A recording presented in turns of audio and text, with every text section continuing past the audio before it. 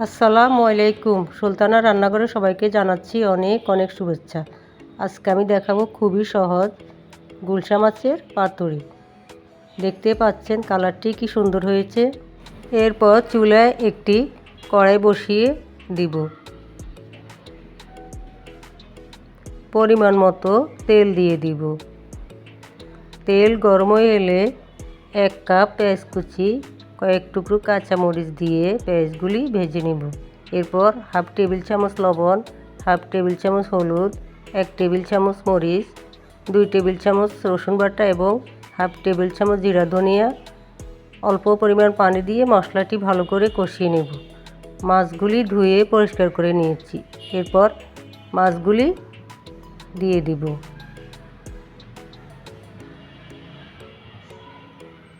হালকা করে নাড়াচাড়া করে নিতে হবে।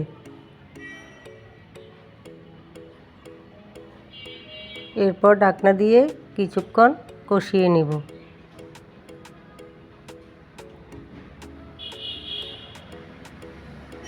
ভালো করে নেড়ে চেড়ে দিব,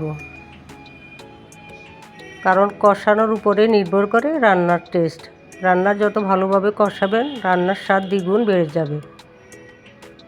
এবার পরিমাণ মতো পানি দিয়ে হালকা করে নেড়ে চেড়ে নিব। আবারও ঢাকনা দিয়ে কিছুক্ষণ রেখে দিব।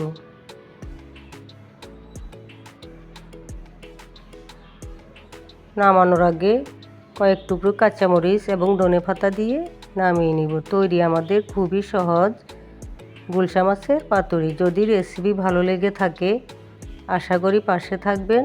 সবাইকে জানাচ্ছি অনেক অনেক শুভেচ্ছা।